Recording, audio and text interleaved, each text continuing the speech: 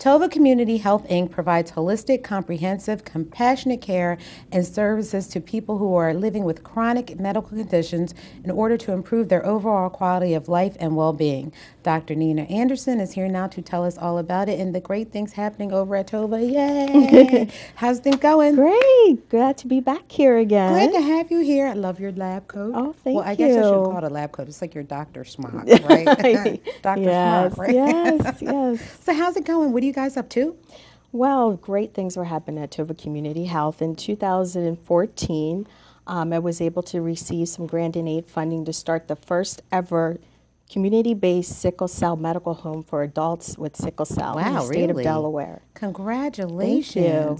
So now what does this mean? So you've got this, and it's like a house where they can... It's a home. Really? It's a safe place where they can get comprehensive care that is very compassionate, culturally sensitive, and most importantly, not just focusing on their disease, but taking care of them as a whole.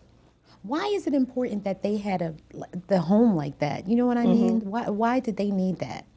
Well, in 2014, I also published my research in a national medical journal and sickle cell anemia. And sickle cell is one of those not so sexy chronic diseases that gets a lot of attention and lots of awareness, and sometimes the resources are far and few between. And what I found was that, you know, we have a population of adults who live in this Delaware, and, you know, once they leave after that pediatric setting, it seems like care is very fragmented, and there's no home or a place for them to go to receive them in to take care of all of their medical and non-medical needs. Right, right. So this is somewhere where they can have it all basically in one. Right. We provide therapeutic services. We have a social worker. We provide primary care, care coordination, and what I love most about it is that we have a partnership with Johns Hopkins University, and our regional hematology director there helps me manage all of their hematological needs. So it's a very interdisciplinary approach where we have social workers, a medical director, we provide care coordination, and we try to provide a one-stop shop for the patients.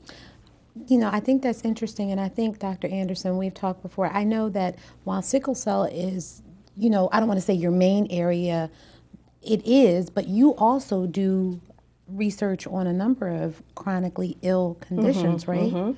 That can help the people in the community. And I guess I want to know, what do you think what strides have we made with these conditions? Are we making any strides? Are we making great strides with sickle cell research? You know, any chronically ill conditions? How are we doing? Well, I think with sickle cell research, I think we're making great strides. Just recently, A.I. DuPont received an NIH grant for $10 million to do research around sickle cell. But unfortunately, 4 times as much research goes to doing research on children than there is adults. So there's definitely a disparity there that I think needs to be brought to attention.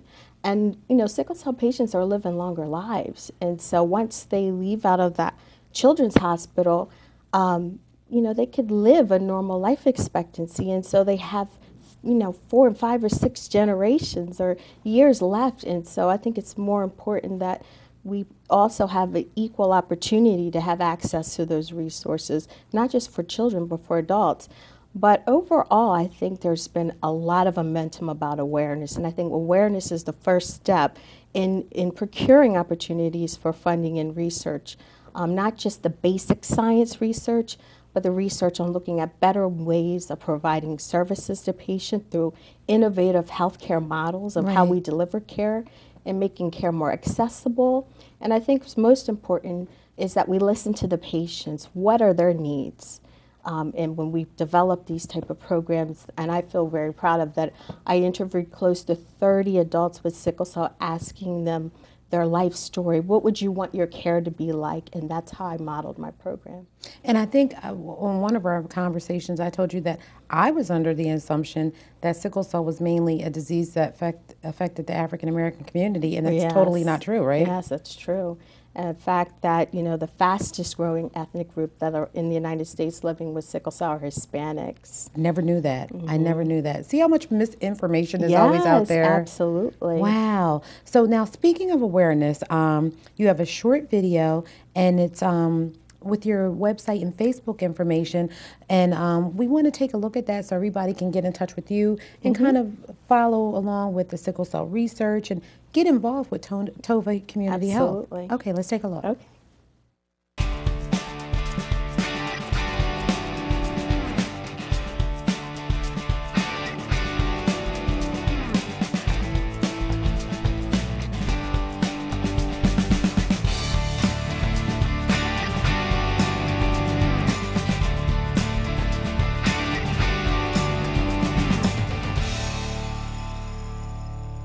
A comedy show, and it's with the new celebrity ambassador of sickle cell disease. And who is the new celebrity ambassador of sickle cell disease? Yeah, it's Junior Spates from the Steve Harvey Morning Show. Really? And he is actually the national ambassador for the Sickle Cell Disease Association, and we're very fortunate because he invited us to his comedy show in Philadelphia. And 4 people from my committee were there, and he had us in the second row, and we got to talk to Junior Spates after the show. Were you cracking up? Yes, he is so funny. I know, and I'm always the loudest laugher at a comedy show. Yes. And that draws attention, and then he pick on you, so I try to be. Yes.